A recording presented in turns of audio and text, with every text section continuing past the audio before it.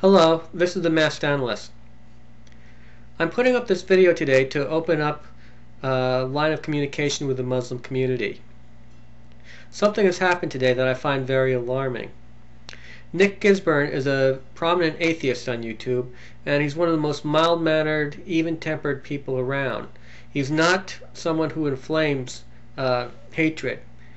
However, he recently put up a video with excerpts, small quotes from the Quran, and it did indeed make Islam look bad. It did make the Quran look bad. It made it look very aggressive, as if Allah wants nothing more than for Muslims to go out and kill infidels, those who do not believe in God.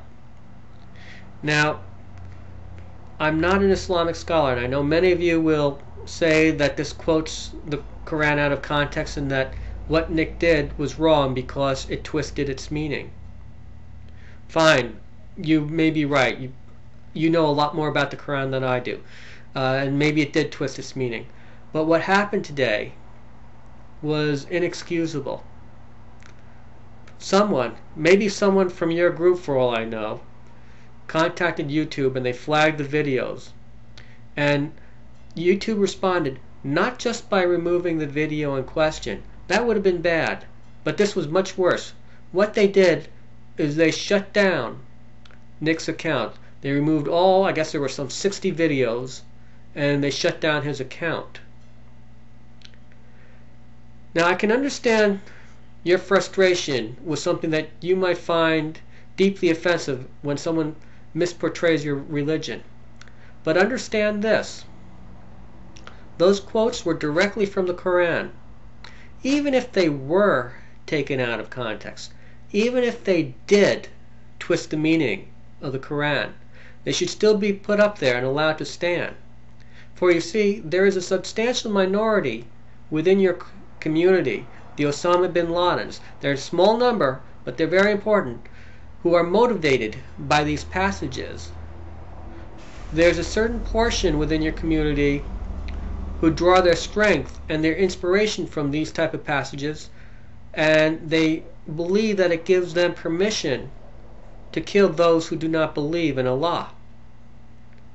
Now, I'm fully aware that your Quran also says there is no compulsion in religion, and indeed, what type of God would want to be worshipped if that worship is being done by the point of a gun? He's smart enough to know when someone is giving a false worship, that when someone is worshiping just because they're afraid to get shot or they're afraid to face penalties, that sort of worship isn't sincere. And your God is smart enough to know that. Now, when someone censors the opposition, when you censor those who you disagree with, it makes your God look weak. And I'm saying it may not be all of you, it might only be a very small portion of you, it might only be one or two of you, I have no idea. It might not be anyone from your group that reads this board. It could be someone else, so please don't take this personally if you didn't actually do this. But whoever censors to support their God makes their God look weak in the eyes of Westerners. I think most Americans would believe, or hopefully they should believe, that the truth will come out when parties are allowed to fight out an ideological battle on a level playing field. If you disagree with me, you present your side, I present my side, you can criticize me, I criticize you, you present your evidence, I present my evidence, and the truth will eventually come out. And most people are smart enough to figure out what the truth is. However, when one side has to censor another, it sure looks like they're doing so because they realize that their argument is weak, that they can't possibly win on a level playing field of ideas. When someone censors their opponent, it makes them look like they think that the only way they can win is to put the opposition under their thumb, to shut them up, to tape over their mouths, to throw them and their ideas down an Orwellian memory hole, never to be seen or heard from again. When that happens, it makes your ideas look weak. It makes Allah look weak. At least that's the way it does to these Western eyes. And I suspect I'm not alone. You also have to realize that many in the United States, I see people worry about Islamophobia, and people throw out that term all over the place to say, oh, the West has this hatred toward Islam, why is this, why is that? And obviously one reason is 9/11 and the fighting that goes on, the suicide bombers out in Israel and whatnot. And that's one reason. But it's not the only reason. Many people in the United States are afraid of what I would call creeping Sharia. They view that many of the laws would carry restrictions that we do not, that are incompatible with Western society.